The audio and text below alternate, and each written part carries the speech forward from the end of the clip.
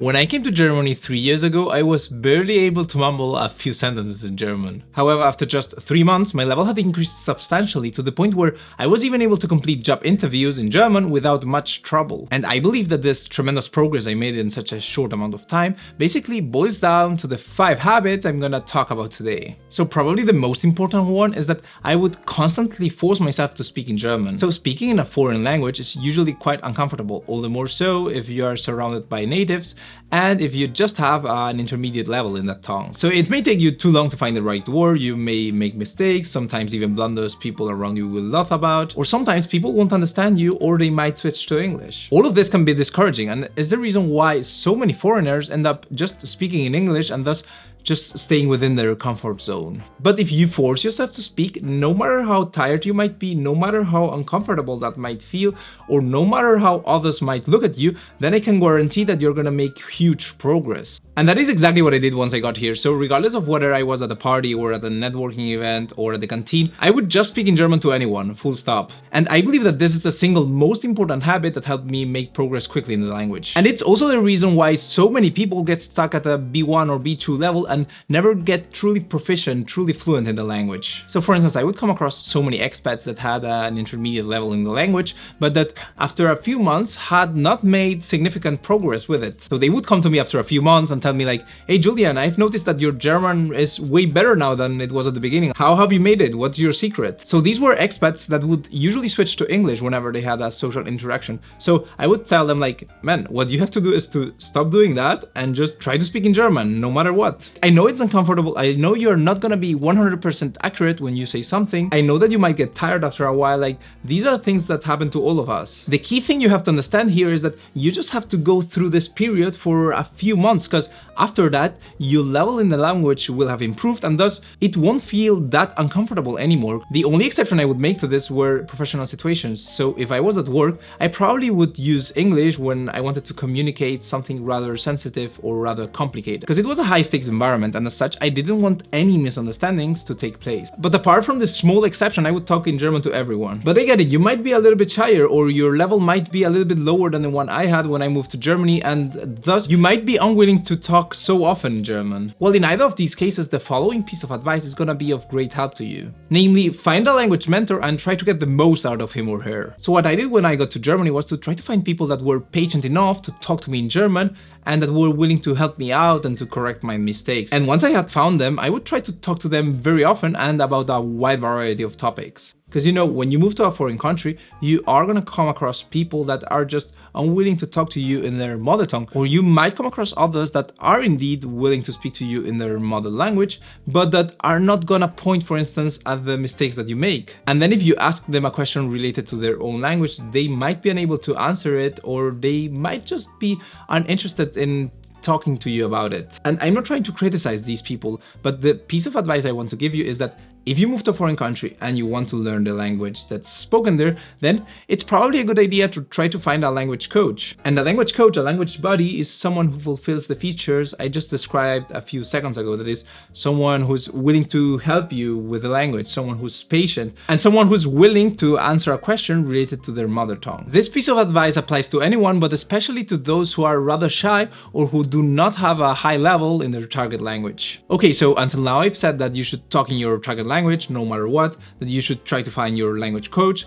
But if you really want to try to improve your speaking and bring it to the next level, then it would probably be a good idea to force yourself to speak about complex topics in your target language. So the way I did it was twofold. So one, I would engage in debates in German, and two, I would prepare presentations of between 5 to 15 minutes about a topic I was interested in. So let's talk about the debates. So this is something I would do with my language coach. So given that we disagreed in a variety of topics, we would usually end up discussing them in German. This was obviously a bit uncomfortable to me because I had an intermediate level in German, whereas she was fluent in it. It was her mother tongue. So it's already difficult to debate certain topics in your own language and to structure your thoughts well, right?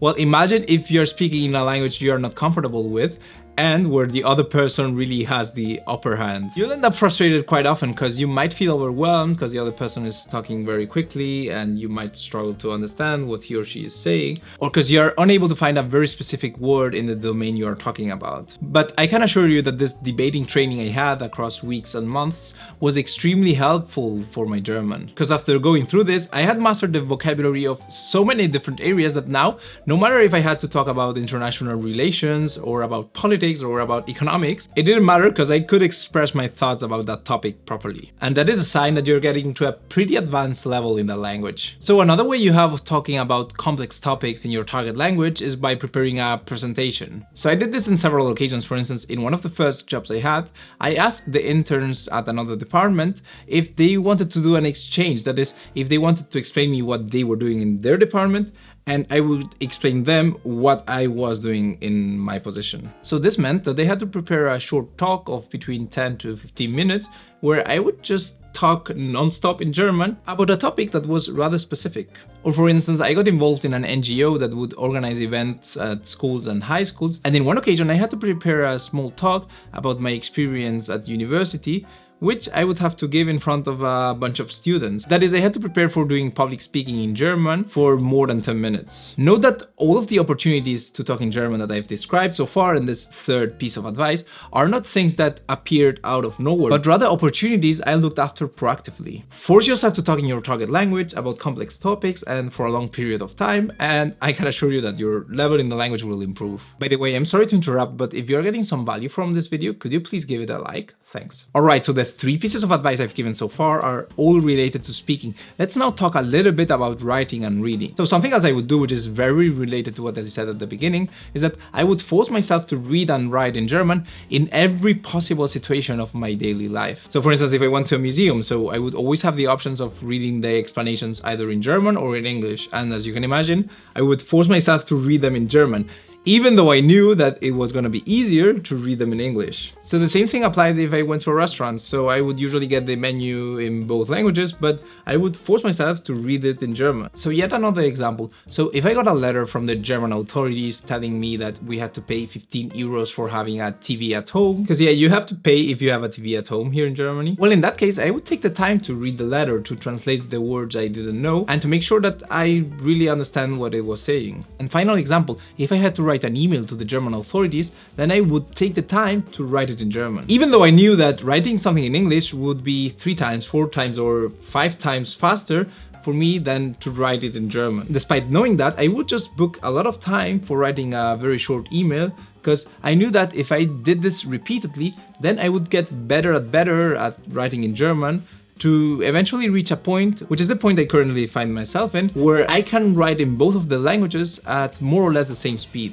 Alright, so my 5th and final habit was creating lists of vocabulary and reviewing them often. So I had 2 different lists, one on my phone where I would catch the words I would encounter in social situations, and another one on my work computer where I would write down the words I would encounter in the work environments. So for example, if I'm talking to a bunch of Germans and some of them says a word I do not know, then I'll take the phone out of my pocket and write it down, together with the context in which I heard it, as well as with a short note indicating where I had heard it. I would always try to do this immediately after hearing that new word, because otherwise if you just wait a few more seconds, like 20, 30 or more than a minute, then you will probably have forgotten that word by then. I did the same thing at work, so I created the habit of noting down the new words I would come across. This could range from words I heard during a call to words I read on a website. In either of those cases, I would take a few seconds to write down the word I had come across and to look up the translation. Not only that, but I would also create the habit of reviewing that list very often. So let's say I would come back from lunch 10 minutes earlier than expected. Well, in that case, I might use those 10 minutes to have a look at the list. Or maybe after finishing work, I would just stay there for 5 more minutes to just have a look at the list again to see if I remember the words I had added in the morning. Note that this is something that does not take up much time, but that if repeated over and over again over a long period of time, has an important compounding effect. Alright, those are the 5 key habits that helped me improve my German in a short amount of time. If you felt that it was worth watching, then share it with at least one person. Thanks for your support, see you next time.